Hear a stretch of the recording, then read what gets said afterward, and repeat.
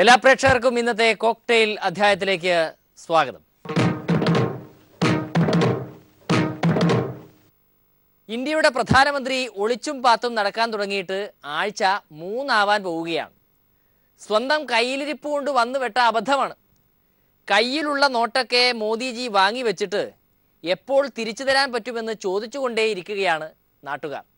പക്ഷേ എന്തു ചോദിച്ചാലും ഒറ്റ ഉത്തരം മാത്രമേ പറയാനുള്ളൂ: രാജ്യസ്നേഹം. ആ പാർലമെൻറ്റിൽ വന്ന് മറുപടി പറയും എന്ന് പറയാൻ തുടങ്ങിയിട്ട് ദിവസം കുറച്ചായി. പക്ഷേ ഇതുവരെ ഒരക്ഷരം ഉരിയാടിയിട്ടില്ല. മോദിജിയെ കാത്ത് സത്യം പറഞ്ഞാൽ പാർലമെൻറ്റിൽ ഇരിക്കുന്നവർക്ക് ബോറടിച്ചു.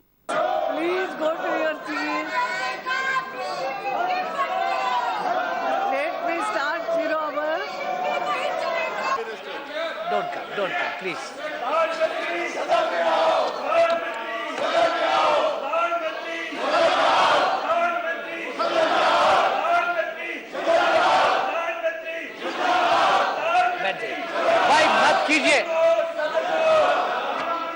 സത്യം പറഞ്ഞാൽ ഈ ചോദിക്കുന്ന ചോദ്യങ്ങൾക്കൊന്നും മോദിജിക്ക് ഉത്തരങ്ങൾ ഇല്ലാഞ്ഞിട്ടല്ല. പക്ഷേ ആദ്യം ചോദ്യങ്ങൾ എന്താണെന്ന് മനസ്സിലാകണ്ടേ? അത് ഇതുവരെ പിടികിട്ടിയിട്ടില്ല. കാരണം ഈ ചോദ്യങ്ങളൊക്കെ ചോദിക്കുന്നത് തലയിൽ ആൾതാമസമുള്ള സാമ്പത്തിക വിദഗ്ധർ ആണ് എന്നതുകൊണ്ടാണ്. നോട്ട് പിൻവലിക്കലിനെതിരെ മുൻ പ്രധാനമന്ത്രി ഡോക്ടർ മൻമോഹൻ സിംഗും നോബൽ സമ്മാനത്തിന് അർഹനായി രാജ്യത്തിൻ്റെ അഭിമാനഭാജനമായ പ്രൊഫസർ അമർത്യ സെന്നും ഉന്നയിച്ച ശക്തമായ വിമർശനങ്ങൾക്ക് കൃത്യമായ മറുപടി പറയാൻ പ്രധാനമന്ത്രി നരേന്ദ്രമോദിക്ക് ഇതേവരെ സാധിച്ചിട്ടില്ല. കിടന്ന് ഉരുണ്ടുകൊണ്ടിരിക്കുകയാണ്. തെറ്റ് തിരുത്തുന്നതിന് പകരം തെറ്റായ നടപടി മൂലം രാജ്യത്തൊട്ടാകെയുള്ള ജനങ്ങൾക്ക്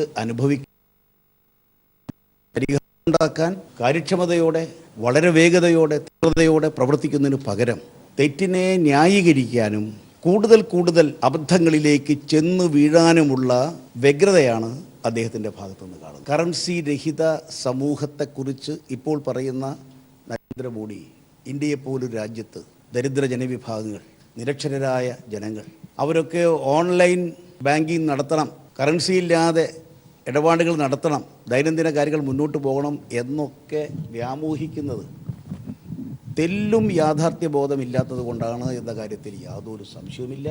ഏതോ മഹാനുഭാവന്റെ ഉപദേശം കേട്ടിട്ടാണ് മോദിജി നോട്ട് നിരോധിക്കൽ എന്ന കടുംകൈക്ക് എടുത്തു ചാടിയത്. ആ ഉപദേശി ഇപ്പോൾ ഈ രാജ്യത്തു നിന്ന് തന്നെ സ്ഥലം വിട്ടോ എന്നാണ് സംശയം. അതാവണം ഇക്കാര്യത്തിൽ മോദിജിക്ക് ഉത്തരം പറയാൻ വിമ്മിഷ്ടപ്പെടേണ്ടി വരുന്നത്. കേന്ദ്ര സർക്കാരിൻ്റെ പരാക്രമം കൊണ്ട് ആപ്പിലാകാൻ പോകുന്നത് സംസ്ഥാനത്തെ സർക്കാർ ശമ്പളക്കാരും കൂടിയാണ്. തനിക്ക് ഇതൊന്നും ഏശില്ലല്ലോ എന്നും വിചാരിച്ച് കസേരയിൽ കാലും പൊക്കിയിരുന്ന് മോദിജിയുടെ പ്രഖ്യാപനം TV-യിൽ രസിച്ച് കണ്ടുകൊണ്ടിരുന്നവരൊക്കെ അനുഭവിക്കാൻ പോകുന്നതേ ഉള്ളൂ. വരും മാസം ശമ്പളം വരുമ്പോൾ അറിയാം കഥ. ഇത് മോഡിയുടെ ദുർവാശിയാണ്. ഡിസംബർ 30 വരെ പഴയ നോട്ടുകൾ ഉപയോഗിക്കാനുള്ള അനുവാദം കൊടുത്താൽ എന്താ ഈ നാട്ടിൽ സംഭവിക്കാൻ പോകുന്നത്? ആ കള്ളപ്പണ വേട്ട വിട്ട് കഴിഞ്ഞിട്ട് ക്യാഷ്ലെസ് എക്കോണമിയെക്കുറിച്ചാണ് പറയുന്നത്. അവരുടെ പണമിടപാടിൻ്റെ 65-70% പ്ലാസ്റ്റിക് കാർഡുകൾ വഴിയാക്കിയിട്ടുണ്ട്. പക്ഷെ അവരാരും നോട്ട് റദ്ദാക്കിക്കൊണ്ടല്ല ഈ നേട്ടം കൈവരിച്ചിട്ടുള്ളത്. പക്ഷെ അത് കഴിഞ്ഞാൽ സർക്കാരിന് വരുമാനം ഉണ്ടെങ്കിലേ സർക്കാരിന് പണം ചെലവാക്കാൻ പറ്റത്തുള്ളൂ. ലോട്ടറി വരുമാനം 0ആണ്. ലാൻഡ് രജിസ്ട്രേഷൻ ഏതാണ്ട് ഒരു പകുതിയിൽ താഴെയായിട്ട് ചുരുങ്ങും. മോട്ടോർ വെഹിക്കിൾസ് ടാക്സിൽ 50% കുറവുണ്ട്. വാറ്റ് എത്രയാണെന്ന് വരുമ്പോഴേ കാണാൻ പറ്റൂ. എനിക്ക് തോന്നുന്നു ഒരു 30% ആവും നേരത്തെ ഉണ്ടായിരുന്നതിൻ്റെ. പണക്കാരുടെ കയ്യിൽ നിന്നും പിടികൂടുന്ന കള്ളപ്പണം പാവങ്ങൾക്ക് വിതരണം ചെയ്യാൻ പോകുന്നുവെന്ന മധുര മനോഹര സ്വപ്നം കാണുന്നവർക്ക് 1-ാം തീയതി അക്കൗണ്ട് നോക്കുമ്പോൾ മോദിജിയോട് നല്ല നമസ്കാരം പറയേണ്ടി വരും എന്ന് പറഞ്ഞുകൊണ്ട് ഇടവേളയിൽ നോട്ടിൻ്റെ പേരിൽ നെട്ടോട്ടമോടി നാട് കുട്ടിച്ചോറായിക്കൊണ്ടിരിക്കുമ്പോഴും ഇവിടെ BJP നേതാക്കൾ ഇപ്പോഴും പാല് കാച്ചിക്കൊണ്ടിരിക്കുകയാണ്. സുഹൃത്തുക്കളെ, കാച്ചിക്കൊണ്ടിരിക്കുകയാണ്. ഒറ്റയാൾ MLA O രാജഗോപാലിൻ്റെ സഭയിലെ പ്രകടനത്തിൻ്റെ ഹാങ് ഓവറിലാണ് ഇപ്പോഴും സംസ്ഥാനത്തെ BJP നേതാക്കൾ. കള്ളന്മാർക്കെതിരെയും കള്ളപ്പണക്കാർക്കെതിരെ സന്ധിയില്ലാത്ത സമരത്തിന് ആ സമരത്തിന്റെ ഭാഗമായിട്ടാണ് ഇന്ന് ഇത്തരത്തിലുള്ള ഒരു ജനകീയ സദസ്സ് സംഘടിപ്പിച്ചിരിക്കുന്നത്. ഈ സദസ്സിൽ സംസാരിക്കാൻ പാർട്ടിയുടെ സമാരാധ്യരായിട്ടുള്ള 2 ദേശീയ നേതാക്കന്മാർ സന്നിഹിതരാണ്. അതുപോലെ തന്നെ രാജേട്ടനെ സംബന്ധിച്ച് നമുക്കെല്ലാവർക്കും അറിയാം. അദ്ദേഹത്തിന്റെ ചരിത്ര പ്രസിദ്ധമായ 1 മിനിറ്റ് പ്രസംഗം ഈ കേരളത്തിലെ 3.25 കോടി ജനതയുടെ ഹിതമെന്ത് എന്ന് അസംബ്ലിക്കുള്ളിൽ പ്രഖ്യാപിക്കുന്ന പ്രസംഗമായിരുന്നു. നീ എന്നെ കൂടുതൽ മണ്ടനാക്കാടാ.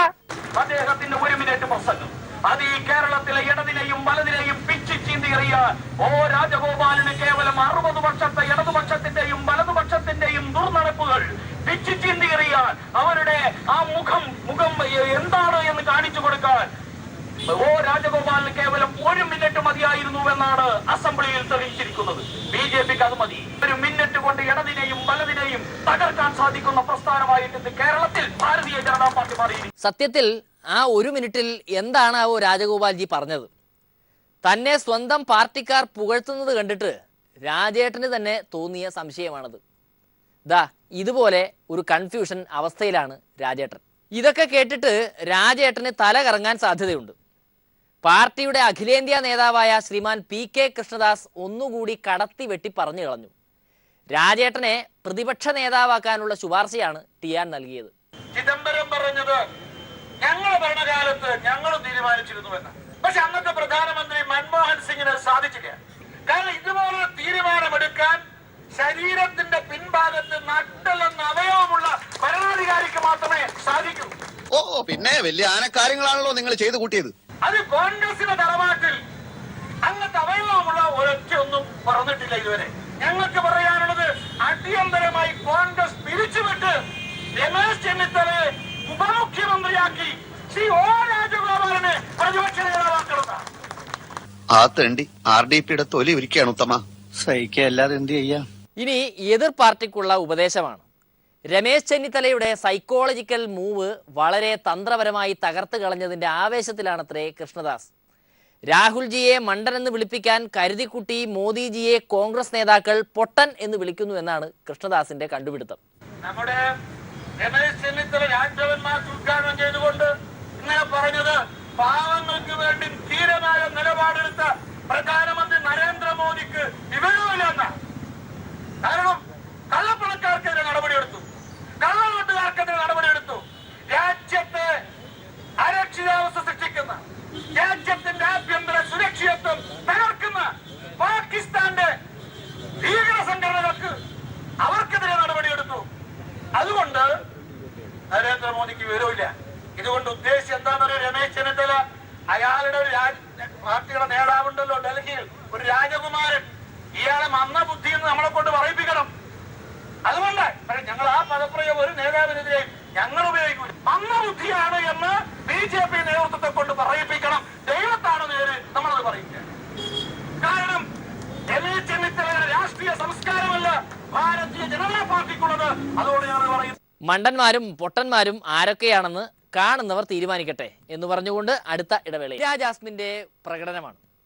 സ്ത്രീകളെ ഉപദ്രവിക്കുന്നവരെ കൈകാര്യം ചെയ്യേണ്ടത് എങ്ങനെയെന്ന് മീരയ്ക്ക് കൃത്യമായ രൂപമുണ്ട്. പക്ഷേ നാവ് അല്പം കടുത്തുപോയി. എനിക്ക് ലീഗൽ വശങ്ങളൊന്നും അറിയത്തില്ല. ഞാൻ പറഞ്ഞില്ല, എനിക്ക് ടെർമിനോളജീസ് അറിയത്തില്ല. പക്ഷേ എനിക്ക് പറ്റുന്ന രീതിയിൽ ഞാൻ അതിനെ വോയിസ് റേസ് ചെയ്താലേ at least in the next few years നമുക്കിതിലൊരു മാറ്റം വരുത്താൻ പറ്റുള്ളൂ. നമ്മളെല്ലാം ആഗ്രഹിക്കുന്ന പോലത്തെ ഒരു ക്ലൈമാക്സും ഞാൻ പലതവണ ഇങ്ങനത്തെ ഓരോ കേസസ് കാസ്ട്രേറ്റ് ചെയ്ത് കളയണം, ഇഞ്ചിഞ്ചായിട്ട് കൊല്ലണം, വേദന അറിയണം. ഒരു വിക്ടിം അനുഭവിക്കുന്ന വേദന എന്താണ് നീ തന്നിക്ക് പുറക്കാത്തവൻ അറിയണം. അവൻ അറിയണം അതിൻ്റെ പെയിൻ എന്താണ്. നമ്മൾ അവസാനം മാറി നിന്ന് അതിനിങ്ങനെ ഓരോന്ന് സംസാരിക്കും. അതിൻ്റെ വേദന അറിഞ്ഞു കഴിഞ്ഞാൽ പിന്നെ ഒരു വ്യക്തിയും അങ്ങനെ തയ്യാറാവില്ല ഒരു പെണ്ണിനെ ഉപദ്രവിക്കാൻ. ഞാനൊരു പെണ്ണെന്നുള്ളൊരു സ്ത്രീ എന്നുള്ള രീതിയിൽ ഞാൻ പറയണം. ഞാൻ ആ ട്രോമയിൽ പോയി ജിഷയുടെ ന്യൂസ് അറിഞ്ഞപ്പോഴത്തേക്കും എനിക്കൊരു മാനസികമായിട്ട് ഭയങ്കരമായിട്ട് എന്നെ എഫക്റ്റ് ചെയ്തൊരിതാണ്. ഷാസി അക്ബറിൻ്റെ റിഫ്ലക്ഷനാണ് നിങ്ങളാണ്. നമ്മൾ ഒറ്റ കൈയോടെ നിന്ന് നമ്മുടെ വോയിസ് റേസ് ചെയ്ത് നത്തിങ് വിൽ ഹാപ്പൻ.